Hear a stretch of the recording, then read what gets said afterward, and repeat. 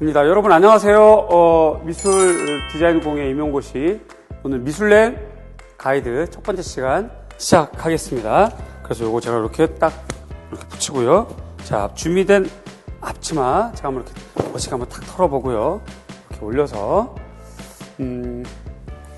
미술랭 가이드 이름 이쁘죠? 괜찮죠? 그 다음 화면 보겠습니다.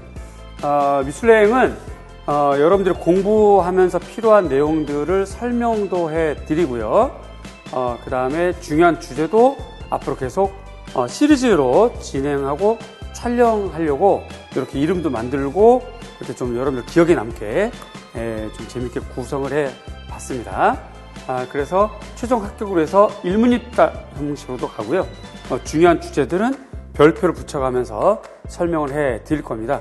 앞으로 당분간 몇 컷은 실제 주제로 접근하기보다는 주제 접근하기 전에 공부하는 방법 혹은 여러분들 가장 궁금해하는 공부에서의 질문거리들을 좀 알려드리고 그리고 이제 구체적으로 올해 시험에 나올 만한 주제들을 엄선해서 안내해드리고요.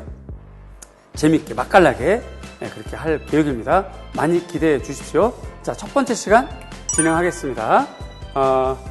공부하는 방법 중에서 어떻게 하면 좀 잘할 수 있을까? 공부를 자꾸 하는데 마음만 잡았지 실천이 안 되고 자꾸 이제 집중이 안 된다 라는 그런 고민이 많아요.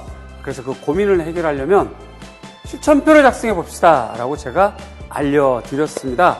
공부 실천표를 작성하다 보면 자기가 자기 점검을 하기 때문에 자기 공부 상태를 점검할 수가 있고 또 그 공부 상태에 따라서 이후 공부를 계획 세울 때 참고가 되거든요.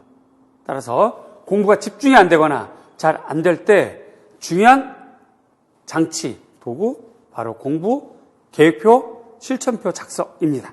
그거를 한번 우리가 사례로 하나를 볼게요. 그 다음, 자, 요게 계획표입니다. 임의대로 하루를 4토막으로 이렇게 좀 쪼갰는데요. 두 가지 방법이 있습니다. 첫 번째는 그냥 시간 순서대로요. 아침 8시부터 공부를 하면 8시부터 저녁 12시까지 혹은 오후 5시부터 공부를 하면 5시부터 저녁 1시까지 그렇게 시간을 가지고 4토막으로 쪼개어서 두 토막이 예를 들어서 전공 과목이고 교육학으로 가도 상관없고요. 어쨌든 4개로 쪼개서 좀 더 디테일하게 자기를 혹은 공부 과목을 혹은 공부 영역을 관리해 보는 겁니다. 그것이 첫 번째. 자, 그래서 공부 시간, 주어진 공부 시간을 4개로 쪼개 보는 것. 자, 두 번째 방법은요. 공부 영역과 과목을 4개로 쪼개 보는 겁니다. 공부 과목과 영역이 하루에 4개 이상 넘어가면 너무 많이 다루기 때문에 오히려 기억에 잘 안 남습니다. 자, 그래서 교육학 중에서도 교육심리, 교육사회, 그리고 전공도 미교론, 서양미술사 이렇게 해보자는 거죠. 혹은 전공도요. 서양미술사 고대부터 중세까지 그 다음에 다시 겹쳐서 후기 고딕부터 르네상스까지 이렇게 구체적으로 영역과 주제를 쪼개서 4개로 나눠보자는 거죠. 이 4개 이상 넘치면 좀 곤란해져요. 예를 들어서 미교론, 판화, 조소, 디자인, 색채학 이렇게 넘어가는 순간 그날 공부는 좀 집중이 안 됩니다. 그러니까 과목은 많이 하지 마시고 최대 4개까지, 영역도 4개까지 이렇게 하시는 겁니다. 따라서 계획표는 두 가지 방향. 첫 번째는 시간대로 쪼개보는 것, 두 번째는 과목이나 주제로 쪼개봐서 계획표를 세워보는 겁니다. 이 계획표를 세워서 그 다음 이렇게 실천해 보는 겁니다. 그러면 7시부터 1시까지 제가 칸을 만들어 드렸고요. 자기에게 주어진 시간만큼 여기다 1시간 텀으로 계속 기록을 해 나가는 거예요. 기록을 해서 계획한 대로 실천이 잘 됐으면 웃음표도 좀 많이 작성해 주시고 또 자기 스스로 자기 평가도 좀 하고 그것이 모여지면 또 전체 비고도 좀 작성해 보고요. 자, 여기 학부모 확인도 있습니다. 웃자고 이렇게 웃음표도 넣었는데 이렇게 좀 하다 보면 좀 더 자기 관리하는데 좀 더 철저하게 됩니다. 자, 사례를 한번 볼 거예요. 첫 번째 사례입니다. 네. 자, 노란색이 공부한 것이고요. 중간중간에 공부 안 한 것들은 좀 빠져있는 시간대입니다. 그죠? 그래서 구체적으로 작성했네요. 조소, 조각, 현대조소, 교육학, 이렇게요. 가만히 보니까 이렇게 좀 더 근대, 좀 더 구체적으로 작성을 했어요. 교육학도 이렇게, 진로 이론까지. 디자인 역사, 공예 쭉 공부했던 것을 좀 더 구체적으로 작성을 하면서 스스로 공부한 거를 기록한 거예요. 자, 이렇게 적었습니다. 중요한 것은 지금 이 첫 번째 장면에서 볼 수 있는 것은 하루의 공부 시간, 노란색이 비교적 많다는 장점이 있습니다.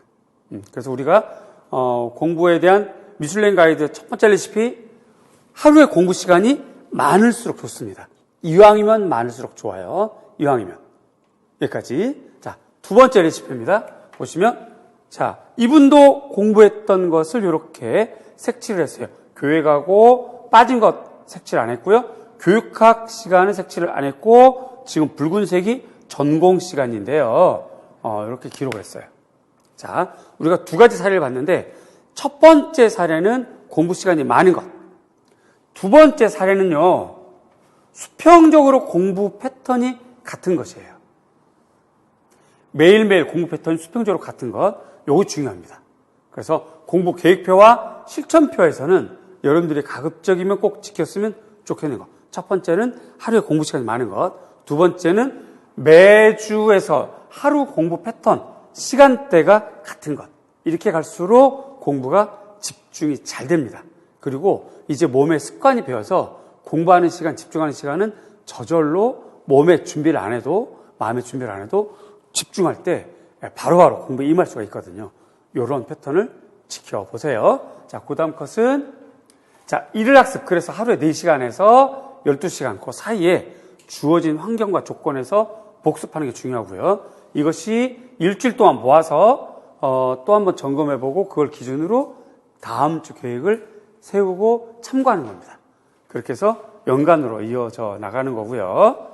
1년 커리큘럼도 확인해 보시면 참고하시면 도움이 되겠죠. 자, 그 다음. 그래서 일단 매일 공부하는 것이 제일 중요합니다. 특히 봄 되면 교생 가시는 분도 있고요. 논문 학기도 있고 그렇죠. 그럴 때 주의할 점. 1시간이 됐든 2시간이 됐든 매일 공부할 때 책은 늘 가지고 있어야 되겠고요. 공부를 하셔야 됩니다. 교생을 하고 몸이 피곤하더라도 자기 전에 기본서를 보거나 마인드맵을 보거나 심화서를 보거나 그래서 공부하는 거 혹은 자신이 만든 단거나 혹은 서술형 암기장을 매일 1시간 이상은 보는 것. 이게 중요합니다. 이게 중요한 팁이에요. 정말 중요합니다. 공부를 매일 1시간 한 사람과 그냥 다 놀다가 일주일에 한 번 종교 신자처럼 일주일에 한 번 보는 거하고는 정말 차이 많이 납니다. 꼭 그렇게 하시고요. 그 다음에 집중하는 게 중요하고요. 매일 끊이지 않는 공부 시간 필요합니다. 그 다음. 자, 무슨 일이 이루어질 때까지는 항상 불가능해 보입니다. 이렇게 공부하면 될까, 맞을까, 걱정되고 염려되지만 그런 염려와 걱정 붙들어 매시고 미슐랭 가이드가 잘 안내할 테니까 그걸 잘 참고하셔서 공부하시면 좋은 결과 있을 겁니다. 자, 오늘 첫 번째 미슐랭 가이드 마치겠습니다. 고맙습니다.